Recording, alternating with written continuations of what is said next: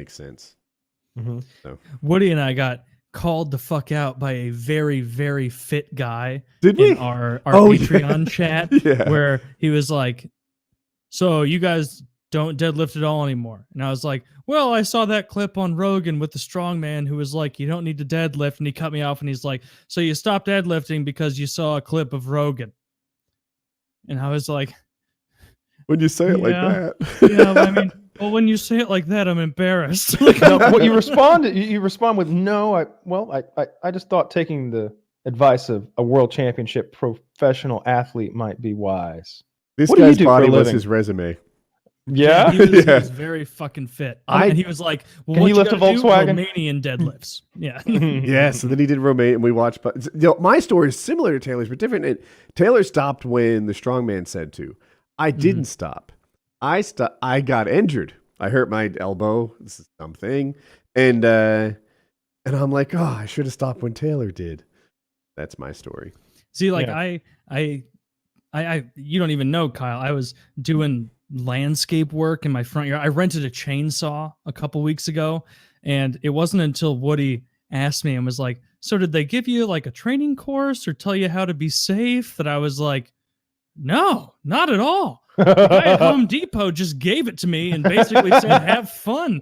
And so I rented that, and I, for like all day, just cut down a couple trees in my front yard, cut down all the fucking shitty ass bushes and shit in my side yard and my, like, near my front of my home. Yeah. And like first of all, chainsawing is a hell of a workout. It's fun at tough. First.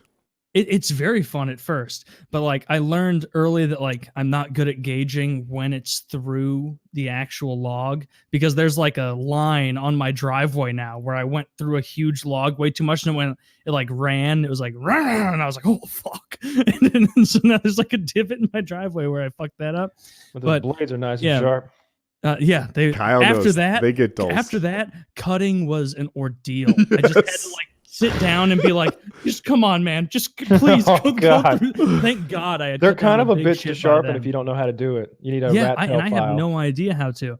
And we cut down like a couple big pieces, my dad and I, and we left 2 enormous chunks. And then I was like, I got to return this fucking chainsaw so I don't get charged over the 24-hour period. So I ran in and returned it, and then got back, and there were these 2 huge pieces after everything we got done. Like I gutted. How much is a chainsaw rental?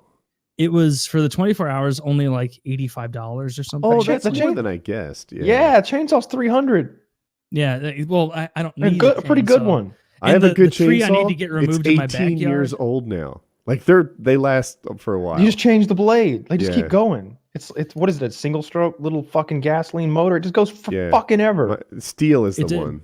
Yeah, steel. Yeah. My dad's got steels. They're I had excellent. to refill the gas in the middle of all this stuff because it wasn't like totally topped off. I like running them a lot. Like I've always enjoyed the chainsaw. You feel like you've got a lot of power. And then I'd always do that thing like in Texas Chainsaw Massacre where like you've never seen. There's a scene at the end of Texas Chainsaw Massacre where like the girl gets away. She's like jumps in the truck and she's like, go, and the guy hauls ass away.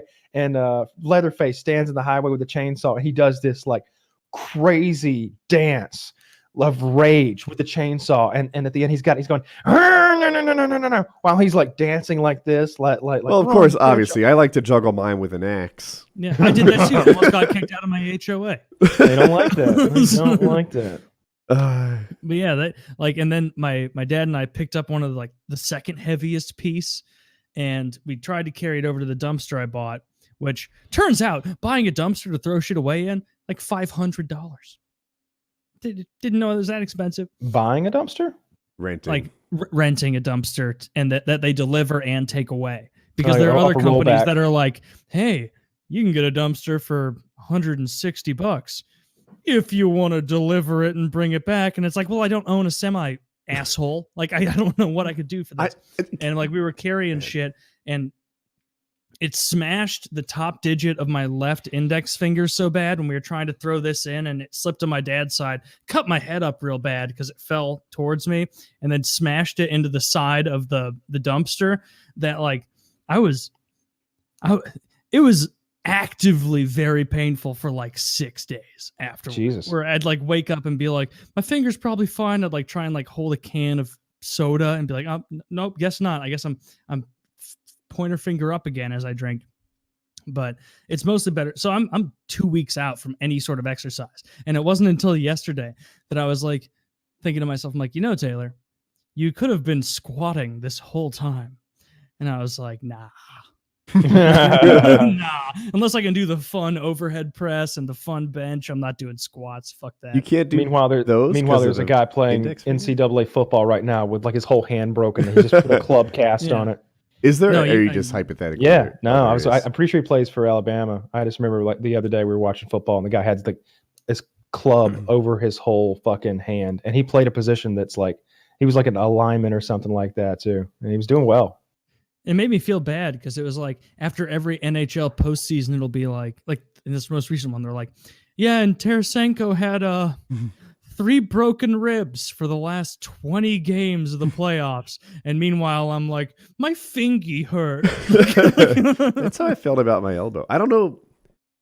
Like, I know a guy who's like, he doesn't respect knee injuries. And I'm like, really? Knee injuries in my mind are like one of the worst. Ankle injuries are one that I know always sort of comes back. Like, they're the ones, they're a problem, but you'll be okay. Elbow injuries, I didn't respect. I was always like, elbow, like, oh, do you have a wooey? Is your elbow hurty? No, dude. Like, it was a real problem for me for a while. I ended up getting a cortisone shot. Yeah. Helped.